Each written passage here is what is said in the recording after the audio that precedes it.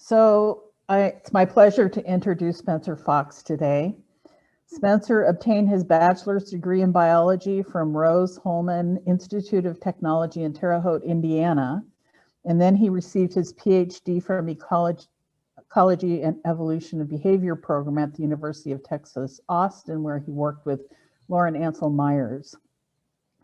His research focused on integrating biology, epidemiology, statistics, and computation to understand the risk and responses to pandemic emergence, focusing on emerging infectious diseases.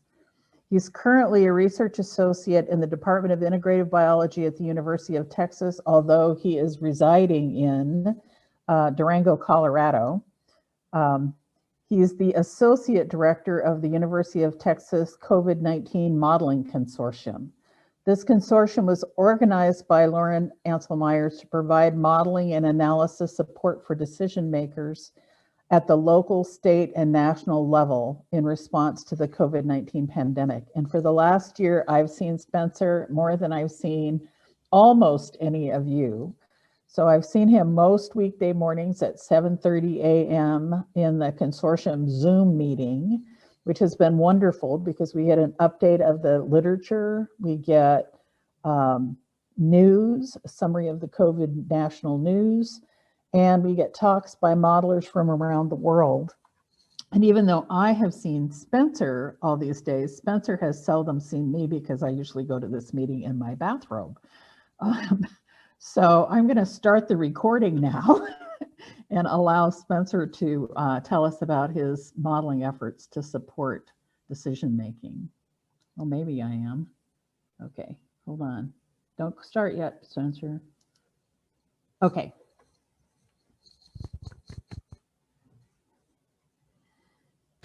You should be able to share your screen. Get my screen shared. Hopefully you all can see my screen now. Yes, I want to note that the consortium meeting is at 9:30 a.m. Central Time. And so many of us who are pre-Central Time are usually just waking up around the time that it's starting. Yeah, it's been great to have the group from Idaho there throughout really the beginning of the pandemic. And we've been doing a lot of kind of retrospective thinking about the consortium because we're almost at the exact 1 year mark of the creation of the consortium. So it's pretty incredible to think that we've been kind of at it for a year now. So I am going to give a talk. I kind of vaguely titled this talk at the start because I wasn't quite sure what I would want to talk about at the beginning of the semester, since the situation has kind of changed so rapidly throughout, and I knew it probably would change again. But what I'm going to talk about today is modeling the COVID-19 pandemic to inform policy, brush on a few of the different types of questions we've answered, and then really focus on the concept of informing policy for thinking about the end of the pandemic and what that might look like in terms of herd immunity and the way we've approached some of the problems and questions. I will be presenting work from the UT Austin COVID-19 Modeling Consortium. You might see some familiar faces up here. The consortium, as Holly said, is really focused on trying to support decision makers locally in Austin, where we have an incredible relationship with the city government and have been helping guide their response, and then alongside state and national questions as they've popped up.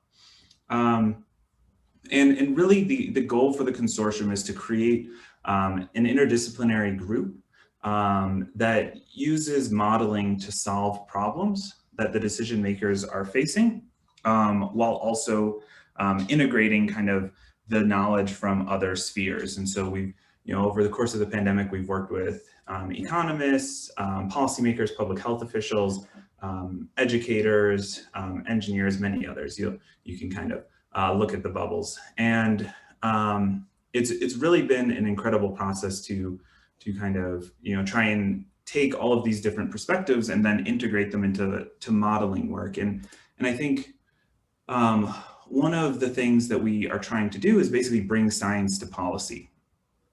And when we started the consortium a year ago, I kind of naively really thought that that is exactly what we would do, is we would bring science to policy, and we would, do good science, and that would inform policy, and people would just read our science, and things would be great. I think the biggest learning for me over the past year was actually that the opposite has been more important for our research. And what I mean by that is policy decisions are really driving most of our science. We're not necessarily thinking of, what are the important things right now? A lot of our work has been driven by the decisions that policymakers are making in the moment. And they have come to us with questions about them, and we've provided modeling to support those decisions. But often the problems have started with policymakers, which has been kind of a nice learning moment for me, because I naively thought, we would do good science and kind of direct things. But there's lots of issues that have come up that we never would have predicted would have been important for policymakers. And so I wanted to give some example of policy questions that have guided our work. So here's kind of just like a rough timeline. And so, really early on, the question was, what could the full extent of the pandemic be? You may remember initial kind of scenario projections that came out. Then, we started thinking about in the midst of lockdowns, what should we classify essential workers as, and what jobs and industries should be classified as essential work. And so we did some work about the consequences of classifying construction work in Austin as essential. Then, as lockdowns started to control the pandemic, across much of the US, the question came up, can we fully remove restrictions now? And how can we think about reopening? Then, as restrictions were lifted, surges started again. When do we know that we need to put in place more restrictions? And then, of course, the inevitable, well, can we fully remove the restrictions now? And then questions in the fall came up. Is it safe to reopen schools? How should we safely reopen schools? Really, this is a question, I just put it here because of, the format of the timeline. This is something that we've thought about throughout, but the question of how are we reaching vulnerable populations in our responses? And then, of course, the question again, can we fully remove restrictions now? Which I think is why I wanted to talk about herd immunity, because these questions are coming up again. When can we just return back to normal? And I think it's an important question that, can kind of inform how we think about this. So today I'm going to talk about, I made 3 of these, so it's really only 3 topics, which is kind of what could the full extent of the pandemic be? And by that, I mean kind of an unmitigated pandemic. When can we remove restrictions? And then also touch on how we're reaching vulnerable populations with a focus in Austin. And so I think in thinking about the end of the pandemic, really it's been predicted many times from many people and many groups that this is the end of the pandemic. And so this is a tweet. I'm kind of picking on Elon Musk here because I think he can handle it. But you may remember from early March, around this time last year, said, okay, cases will probably go to 0 by the end of April. As we know, that didn't happen. But I think, this wasn't just kind of these armchair epidemiologists. This was actually policymakers who were following the types of work that were being put out at the time, and choosing to kind of guide policy decisions off of some of the work. So you may remember really early on, the IBEST-IMCI model was used by the White House to justify kind of their course of action, where they were predicting that the pandemic would pretty much be over by June. And it wasn't really just early on. I posted, or I just wanted to talk about the Great Barrington Declaration, which came out in October, I believe. And this was another kind of re-emergence of this trend that, okay, the pandemic, maybe in this declaration specifically, they're not saying necessarily that the pandemic is over or it should be over, but they're advocating for, removing of most restrictions because we need to get on with our lives. And so I wanted to talk briefly about, when do epidemics die out? And I think, maybe a year and a half ago, I really needed to dive into kind of some of the math about epidemics, but I think most people are generally familiar with terms like the reproduction number and the basic and kind of the effective reproduction number. And what I'm labeling here, RT, is what's called the effective reproduction number. And why I'm using RT is because we've seen over the course of the pandemic, transmission has fluctuated so much that it really doesn't matter what the original kind of transmission of the virus looked like. So the effective reproduction number, which I'll just call RT from now on, is a metric that basically describes on a given day, if there's an infected individual in the population, on average, how many people are they going to infect? And so here I'm showing kind of a chain of transmission where if you have RT greater than 1, then an infected individual who comes into the population will infect maybe 2 people. They go on to infect on average greater than 1 person, and you get exponential growth, which I think we're all familiar with exponential growth by now, having really lived through it. But in my mind, thinking about epidemics dying out, basically it's just defined when RT is less than 1. So this is a time period where every individual is on average infecting less than 1 person. And so you get the exponential decline in the pandemic. And I think it's important to understand that there's a lot of factors that can actually lead to RT being lower than 1. And I kind of thought of 3 main factors that are modulating the transmission rate. So there's the ecology of the virus. So you can think of important characteristics like seasonal factors or climactic factors that might change the probability of transmitting.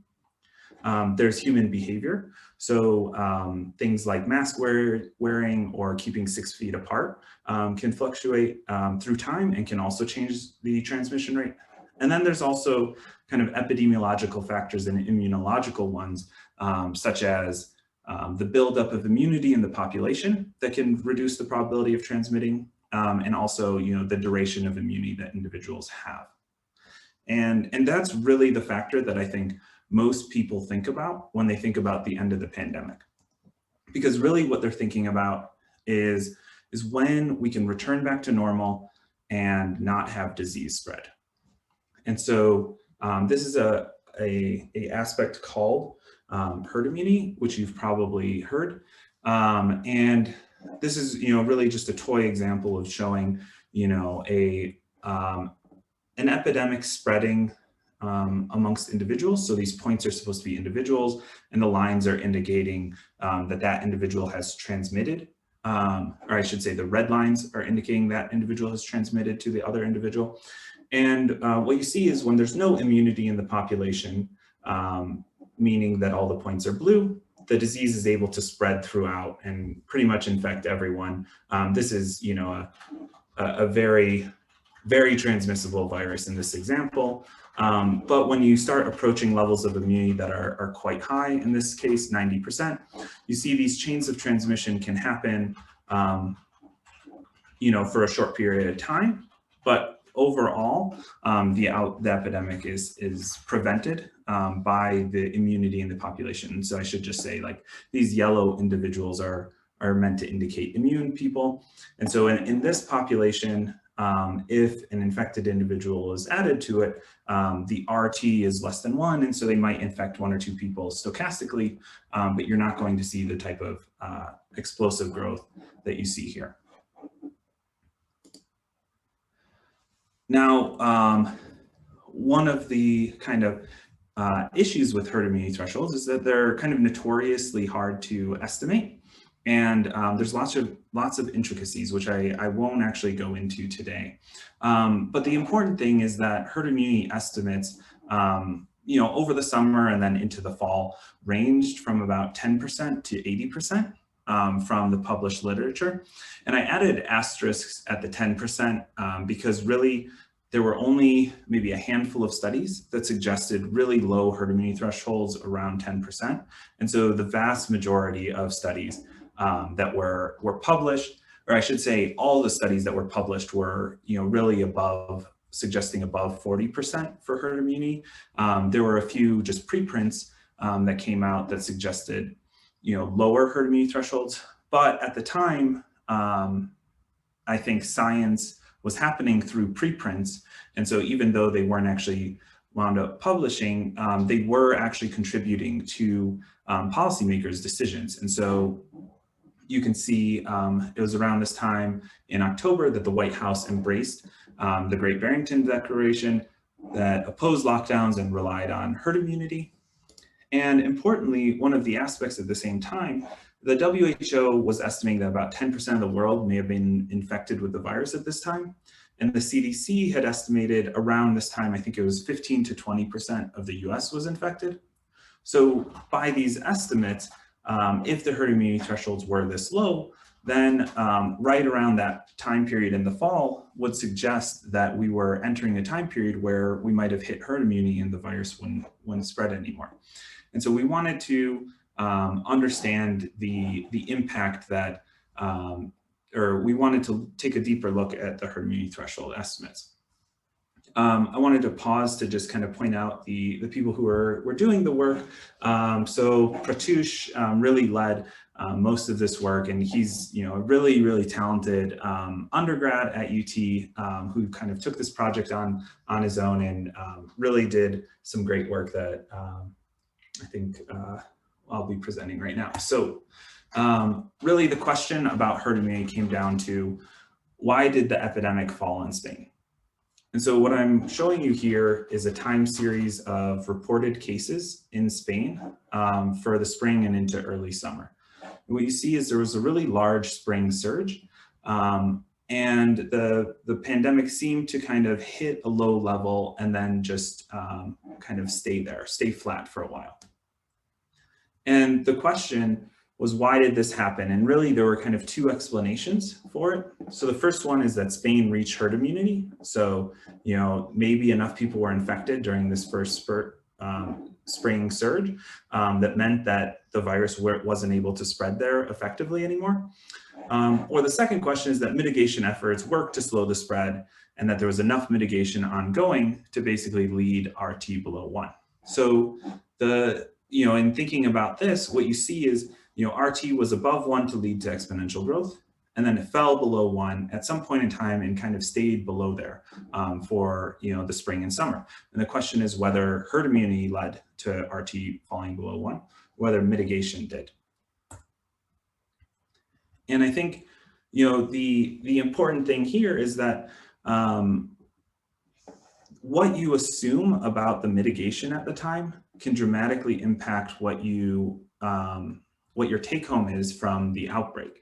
And so I'm showing here two proposed kind of mitigation curves.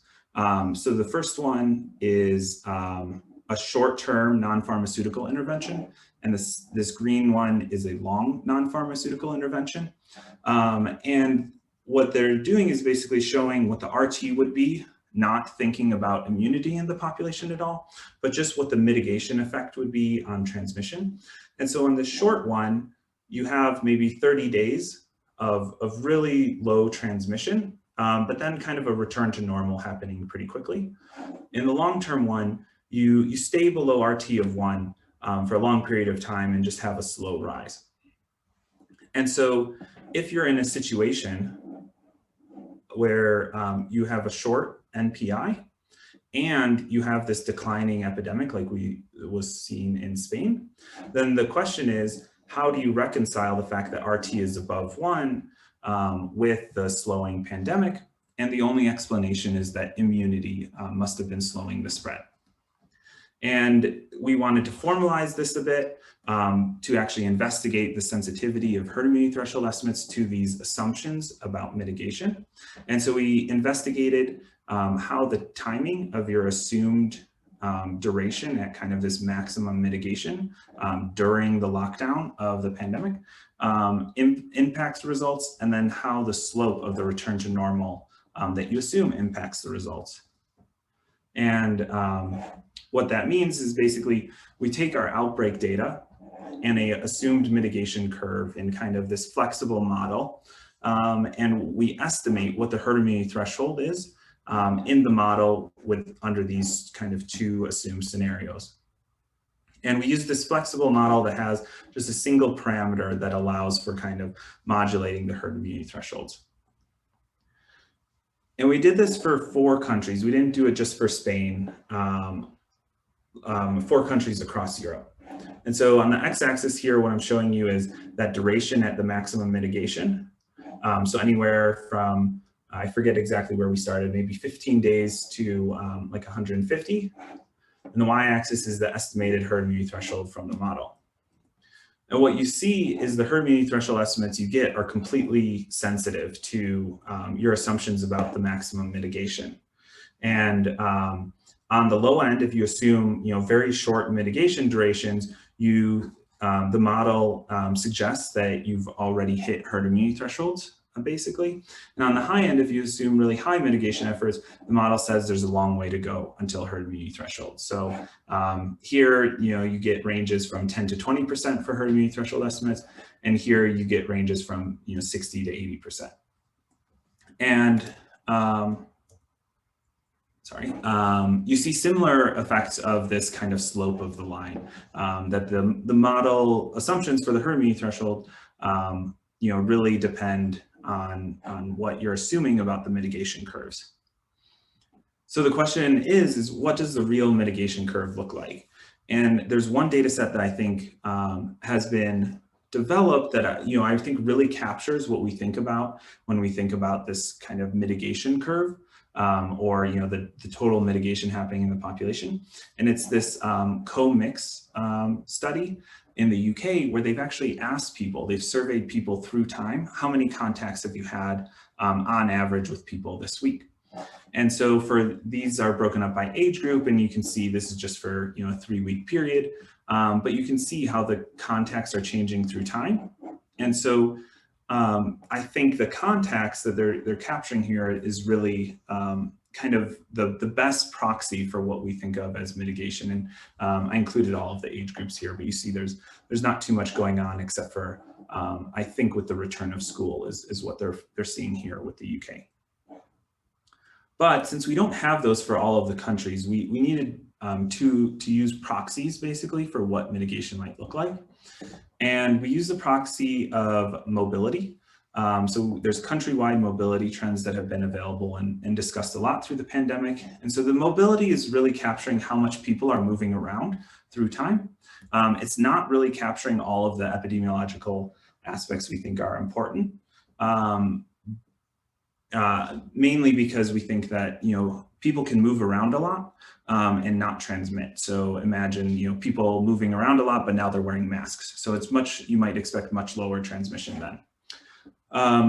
We compared it with estimates from a policy-based indicator. So there's a group from Oxford that's actually classifying policies of these countries in terms of their containment measures. And they include economic policies such as like incentives to stay home and stay away from work if you're sick, containment policies, so things like restricting businesses or business capacity, shutting various business down, and then public health aspects like prevalence of availability of testing, speed of testing, and then now they're tracking like vaccine rollout aspects. And so these curves look very different for what we think of as the mitigation through time. And so just to orient you to these plots for these different countries, basically through time, this is the assumed mitigation curve we're investigating. And a value of 1 means that you've hit maximum mitigation, and a value lower than 1 is anything less than that. And so pre-pandemic, we would all be kind of at 0. And what these plots are showing is if we fit these curves to the mobility data in blue versus the policy data in green, they tell a different story about the pandemic. Whereas the mobility data suggests that all of the transmission aspects will return completely to normal by the fall of 2020. The policy aspects suggest that there's still a lot of mitigation happening during this time period. All right, so now I'll just show you the estimated herd immunity threshold estimates for these two data aspects. And what you see in blue are the mobility-based herd immunity threshold estimates, and in green, the policy-derived ones. And importantly, these are dramatically different from each other. We were projecting almost an order of magnitude, in some cases, higher herd immunity threshold estimates for if you assume mitigation similar to policy versus if you assume similar to mobility. And so I think, this really clarified to us the issue in trying to estimate herd immunity thresholds early on in the pandemic.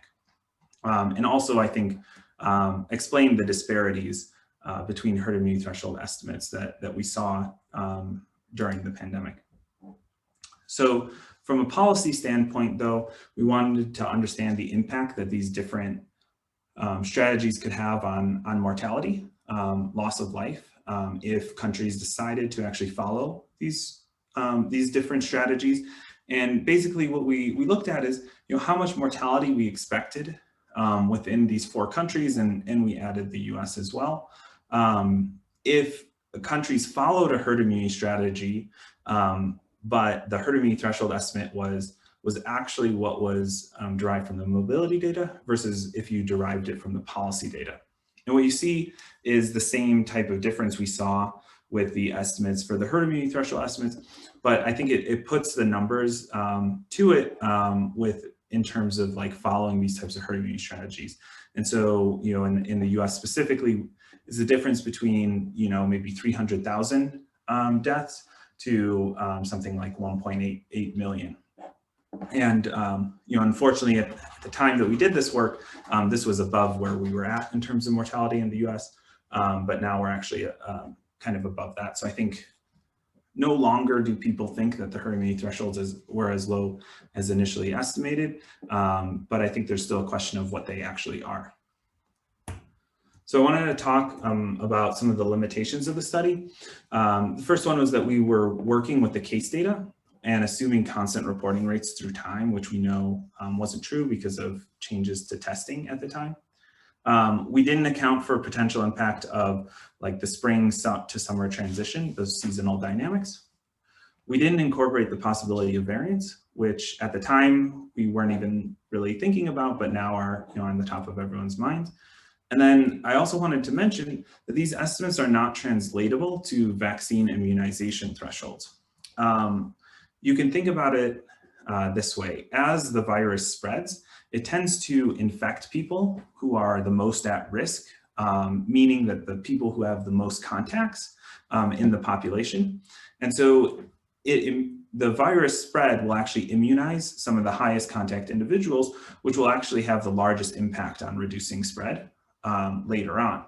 When you vaccinate people randomly, you're not having that same impact. So many of these herd immunity threshold estimates are done assuming kind of infection-based immunization, and vaccine immunization thresholds will be different.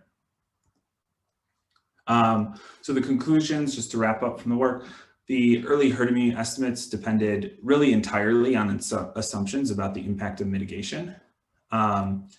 Accurate estimates in the midst of the pandemic will require, really what I think real-time data sets to understand dynamic transmission. So things like that COMIC study. And then I also just want to note that, from everything we've seen in the models, herd immunity thresholds are likely to be high, around 60%. I think those kind of initial estimates that people were suggesting are still pretty good targets. One other interesting fact that's been talked about is that the fact that we may never actually hit herd immunity and with the coronavirus. And so this was a interesting kind of recent paper in Nature talking about 5 reasons why COVID herd immunity is probably impossible. The main reasons being potential vaccine hesitancy in the population. So just not enough people are willing to get the vaccine to actually reach immunity levels high enough to prevent spread.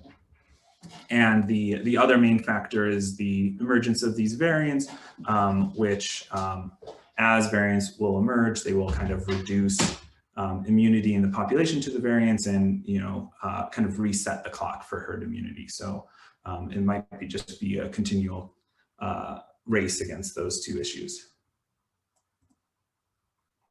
All right, so thinking about herd immunity, of course, I wanted to then talk about kind of the second project, which is really thinking about how close Austin is to reaching herd immunity. And so for the past year, we've been using a projection model, an epidemiological model fit to hospitalization data to really track the progress of the pandemic and also project healthcare usage forward. And using this model, which is just an average for the whole metropolitan region, what we estimated was that by about, I forget when we did this, I think it was about early February, there was probably about 15% of the population in Austin infected with the virus. And I'm happy to talk more about this model. I'm not going to go into any of the details, but I'm happy to talk more about it after. But while we estimate about 15% of the population have been infected, it's not incorporating any of the spatial heterogeneity that we see in the region. And so this is a map of Travis County and some of the, I think some of the kind of greater metropolitan region in Austin. And what you're seeing by zip code is basically the reported cases per 100,000. And so if you look, here, this is like kind of downtown Austin area. And what you see along this I-35 corridor is that east of Austin tends to have higher reported case counts than the kind of western area of Austin. And so we kind of had a couple of questions. So first one is this heterogeneity real? And if so, we wanted to understand what's causing it and what it means for our approach of herd immunity.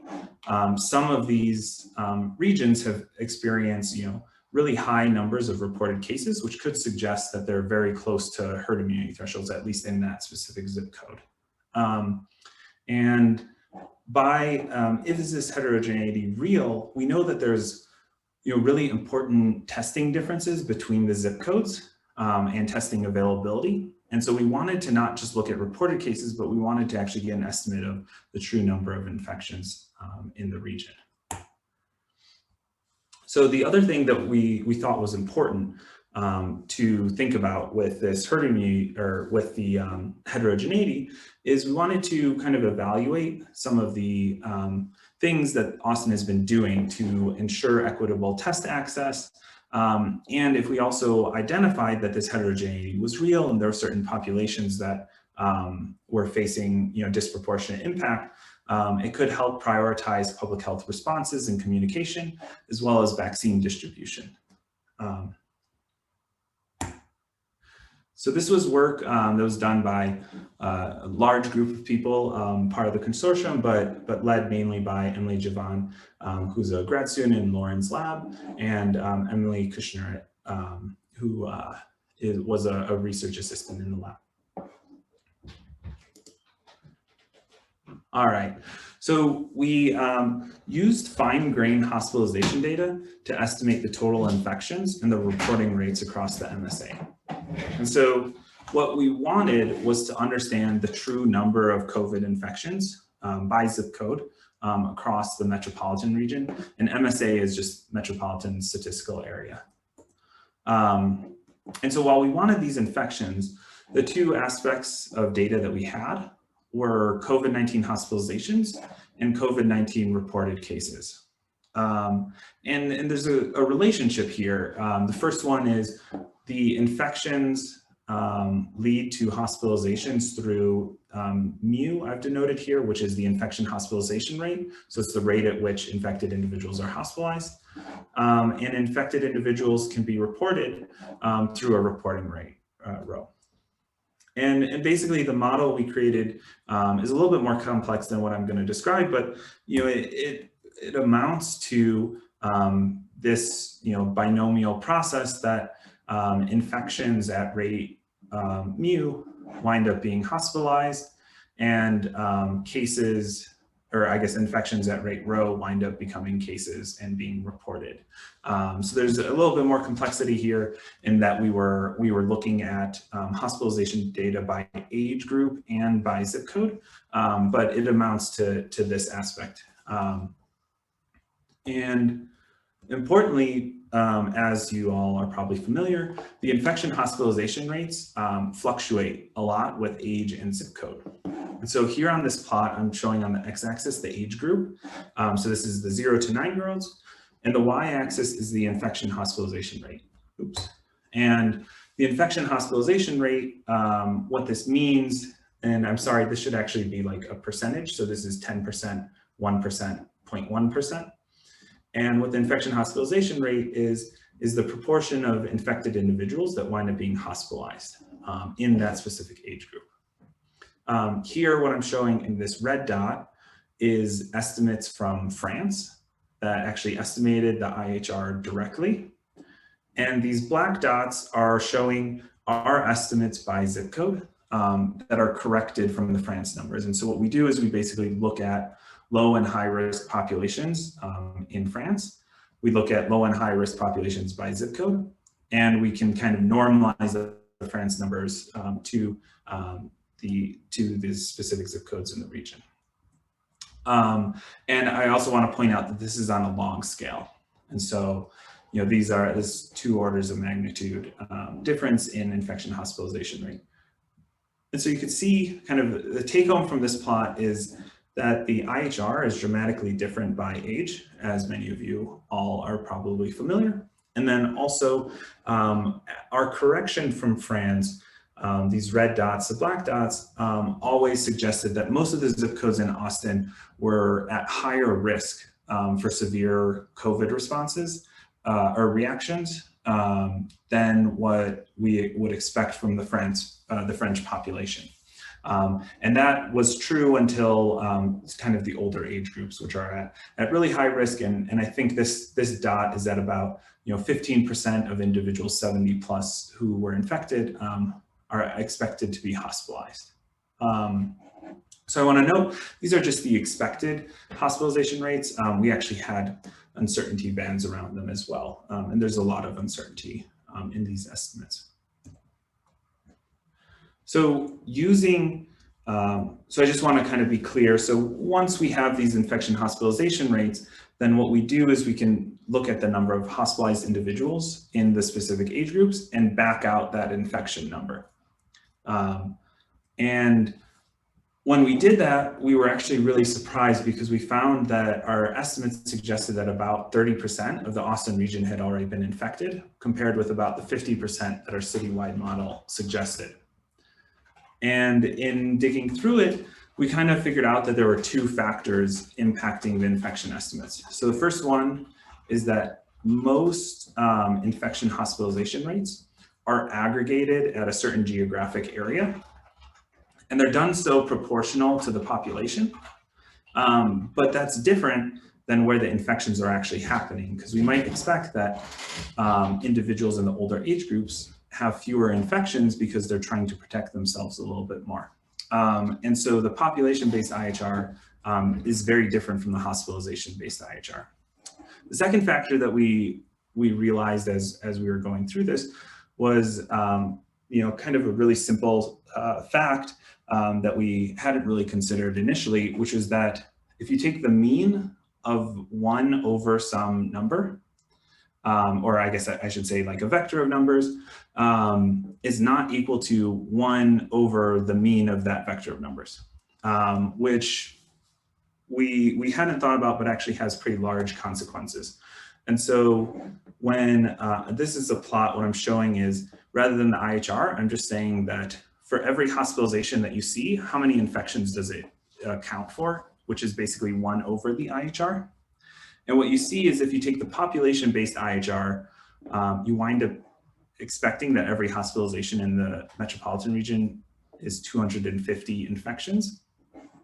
if you take the hospitalization-based IHR, which you could never know actually before the pandemic happened, because this is not something you could really know, you see that's about 4 times less than the population-based one. And so this population-based one, I think, is what everyone would start with in their model, and you wouldn't be able to actually correct it until you've actually started seeing the hospitalization data come through. I just wanted to note that if you do the incorrect version of this, where you actually take 1 over mean of X, it actually just reduces the population estimate by even more than the hospitalization conversion would do, and same for the hospitalizations. So it's really important to kind of handle these variables properly. So looking at some of the results, what we see is that hospitalizations were really concentrated in the elder age groups. Very few hospitalizations in kind of the 0 to 19 group, at least per capita. Austin's a generally fairly young population, and so these numbers, per capita were fairly low. Not unexpected because of the high risk that we know that certain age groups have.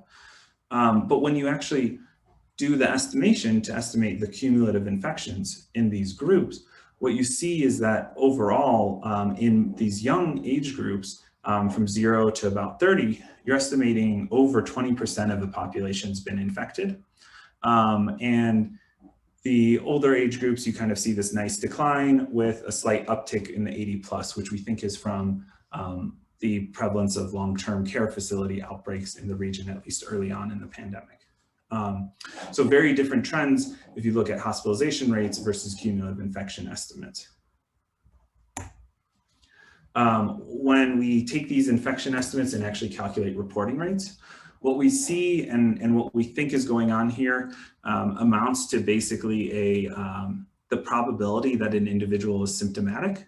And so we see really low reporting rates in younger individuals and kind of a stabilization once you hit maybe the 30-year-old age group. And we think that even though there's a lot of uncertainty here, we think that this is likely due to just the probability that you're symptomatic. So if you're symptomatic, you're likely to go get tested and get reported, but these younger individuals are less likely to get symptomatic. So we then wanted to look spatially across zip codes. And what we see is the same trend basically that we see in the case data. So this is a larger map than I showed you before because it's the 5-county metropolitan region of Austin. And the ranges for the different zip codes are, in West Austin, there's areas with about 5% of the population is estimated to be infected. And in East Austin, there's actually areas that are above 40% cumulative infections estimated. And so, pretty large disparities across the region. And these also, I didn't mention earlier with those cases, in Austin, there's a well-known trend of the East versus West, and it's often called the Eastern Crescent of the city. That is generally where, lower socioeconomic area. And I'm gonna just kind of speed up a little bit because I think I'm approaching kind of the time, but we took these data and we compared them to the social vulnerability index, which you may have heard of. This index is one created by the CDC, which is meant to capture the resilience of populations to natural disasters, because it's the exact type of kind of disaster that you expect resilient population or this type of kind of resilience to be informative. And what we see is that, and I should say that higher social vulnerability index means more vulnerable populations. And what we see is a really distinct trend of higher vulnerability having higher infection numbers. There's a lot of factors that go into social vulnerability, but we didn't work to kind of tease those apart. We were just trying to understand whether this relationship held. We then looked at the reporting rates, and you actually see an opposite trend, though it's very weak and it's significant, but just weakly significant trend. And what this means is that the most vulnerable populations are suffering from the highest infection numbers and also the least likely to have their reported or their infections reported. Not unexpected. It is good to see that actually this reporting rate relationship is weaker, which suggests that Austin is doing a fairly good job of trying to provide testing accessibility to the most vulnerable zip codes in our region. So just to wrap up, the limitations of the study, the IHR estimates really drive almost everything in this study, and they're derived from other regions and in periods of time, and we know the infection hospitalization rate could change through time and by region, of course. The other important limitation is that the hospitalizations in children really impact our estimates and have the potential to be the most noisy. There's not that many hospitalizations in the younger age groups. And since the IHR for those age groups is so low, each hospitalization can represent, I forget if it's 1,000 or 10,000 infections, but it's a large number compared to one of the older age groups, which might have one hospitalization for every 5 infections. I also wanted to just note again that the social vulnerability index I don't think is the end all be all, and we'd like to better understand the impact of each of the factors that go into it. So finally, the conclusions here, modeling the MSA as a whole using just kind of population weighted averages reduces our infection estimates by about 50%. So we're working to validate our study and our estimates with serological data, which I'm happy to talk a little bit more about if anyone's interested. The pandemic is exacerbating previous vulnerabilities. I think that's been discussed a lot at this point. We need to, oh, sorry, that is right there, the seroprevalence studies. And then finally, what we're working on right now as an extension is trying to understand how geographic prioritization of vaccines could help limit some of the disparities seen across communities. We think that vaccine targeting in some of these areas that have had high burden will actually lead to kind of more equitable results because we don't think any of these regions have really hit their herd immunity thresholds yet. And what we've seen has been the high risk regions initially are still the high risk regions now. And so, really trying to target them with vaccines, we think could really be beneficial to stemming the pandemic locally. And unfortunately, what we're seeing is that most of the vaccines are kind of going into the opposite locations. And so West Austin is kind of gathering more of the vaccines than East Austin, which we think is kind of opposite the optimal strategy. So with that, I just want to thank everyone in the consortium for all of their hard work, specifically the collaborators I mentioned for these projects, some of our funders, and take any questions that you guys have.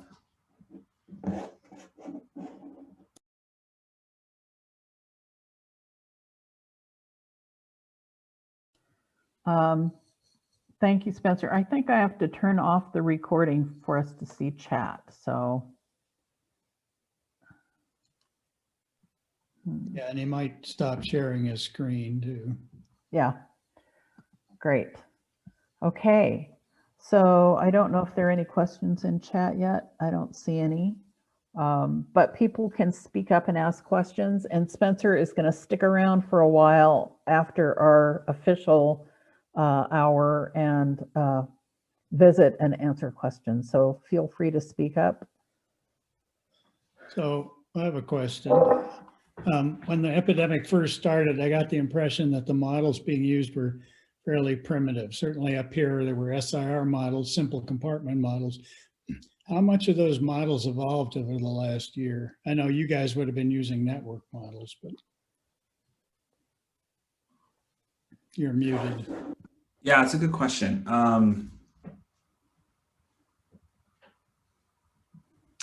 I think it really depends on the purpose you're using the models. What I've seen is actually that as people have been trying to make kind of longer term projections, the complexity has kind of increased over time. So our model, we actually weren't using network models. Our model incorporates kind of heterogeneity only through age and risk structure in the population. So we have that heterogeneity in there, but it doesn't have kind of the larger heterogeneity we see probably in realistic populations. But I think the interesting thing I've seen in these short forecasting projections people have been making, so you may be familiar with like the COVID-19 Forecast Hub, who like Nicholas Reich is running. Actually, a lot of the models that are doing well there are actually much simpler models. So they're not incorporating mobility, they're not incorporating age and risk structure, they're just, you know, kind of trying to simply track the pandemic. And a lot of the, well, I think the best models are kind of these ensemble predictors, which are taking kind of the inputs, but they're not incorporating too much complexity, which has been kind of interesting. So short-term forecasting, I think, there's been a push to actually simplify the models, and they're capturing a lot of the same trends, and if not more. Spencer, I have a question. I know you guys have thought a lot about schools and, you know, number of infections that might be entering in schools at a particular time. How are you thinking about modeling for schools for the fall, considering that we expect a large fraction of the adults to be vaccinated and none of the children, at least on day one? Certainly in Texas, right? Starting mid-August, this probably won't be available to most even high school kids. Yeah, I think we are just starting conversations about that, but we've mainly been thinking about the university reopening, where we feel that I think the vaccine will have been available to pretty much everyone. With schools, so our school introduction risk dashboard, we're getting close to retiring because we think it's getting to a point where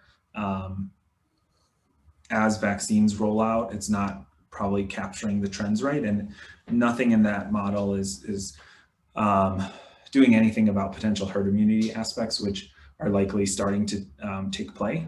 I don't know if I have a good question. I think there's a lot of, you know, pretty good research that through mitigative efforts, there's little transmission happening at schools, but I think there's still a lot more to learn. I think what we're, one of the questions specifically we're thinking about, and I wonder if you guys have any thoughts, is there are schools in the area that are doing pretty regular testing programs. And one of the questions they had to us, thinking, you know, over the next few weeks, do they need to still be testing individuals who have been vaccinated? And so do they need to, you know, be testing the teachers every week, or can they stop doing that because those individuals are vaccinated? And so I think there's still a lot of open questions with that. Yeah, I think my concern is that there will be no more mitigation in schools in the fall. I'm concerned that because the adults have been vaccinated and kids haven't had that many terrible outcomes, that they'll just, everything will be open and people will be licking each other again. So, but in terms of, it's an interesting question about whether you would still, I think it depends on how expensive it is to test, right? I mean, the vaccines aren't 100% effective. And certainly if you have a vaccinated person testing positive, that's a sign that you could be having transmission, because they're probably not acting as carefully as the people who haven't been yet. Yeah, I think our end suggestion is going to be to continue testing, but maybe at a slightly reduced frequency. So maybe you don't need to test them every 2 weeks, but every couple of weeks or something. Yeah, I also totally think that you're right to be worried about potential mitigation in schools in the fall, because I think this summer will be a wild summer, I think, because people will just be ready to be back to normal. And they'll be vaccinated, which I think, it should be a wild summer in a lot of ways, but hopefully, as we learn more about the phase 3 trials that are happening in children now, they'll start soon being eligible to get vaccinated. Do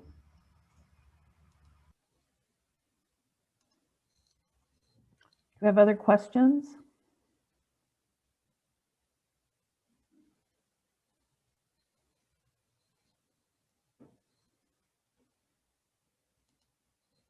Don't be shy. Okay, I have a question here. I think I heard at the beginning you said that you're interested in applying science to policy and policy decisions, and then you said, but it was kind of an interactive model of policymakers talking to you and you talking to them, and I believe I heard you say that there were some surprises in the things that they wanted to know or look at or that the questions they had that you wouldn't have thought of coming from the scientist background, but this was something that they had. I was curious, what were some of these things that the policymakers were interested in that weren't something that you would have thought of maybe beforehand?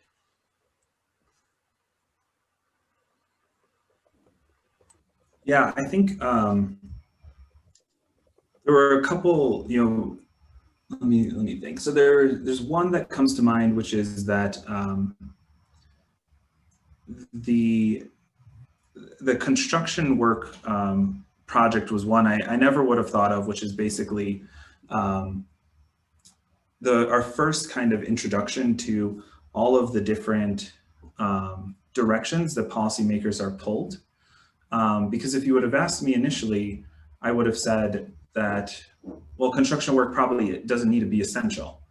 And then you start talking to policymakers and you start learning that construction work, winds up being, a pretty large chunk of the economic output in this region. And so, shutting it down for a few weeks is probably doable, but for a few months, it becomes less doable. And there's just a ton of directions being pulled. And I think I learned a lot in spring when, really, like, if I were to think of the perfect strategy, I would have, been working to try and convince policymakers to go towards COVID zero, where, you work real hard for, a month, 2 months to just try and completely eliminate COVID from your region. And then it's much easier to kind of get back to normal in those situations. You just have kind of good precautions in place to, tackle any cases that pop up. So, there's many places that have done that, and I think they've done very well. Once kind of became clear that that wasn't going to happen in the US, then it was really interesting to start learning about all of the important aspects to consider. So the economic implications of restrictions, the kind of social well-being that is affecting people who are stuck at home. There's a lot of factors, and I'm probably not doing a good job of answering this question, but lots of kind of other factors. Yeah, that hit on a couple really good. Thank you. I appreciate it. Thanks. Anybody else have questions? Oh, go ahead, Bill. So Austin, the city of Austin, I guess, has been very receptive to your efforts into working with you, but I gather the governor had a group that wasn't. You have any sense of how those different attitudes have changed over the course of the epidemic? I mean, we see this around the country, not just in Austin, but.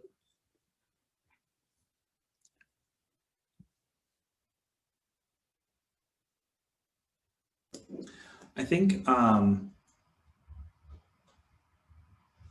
the strategies I've seen kind of across the country, not necessarily speaking about Austin and the state of Texas. I don't know if I want to say too much incriminating, but just thinking kind of generally about the state of the country, there have been regions that have been trying to act proactively to the pandemic, and there have been regions that have been trying to solely kind of react to what's happening.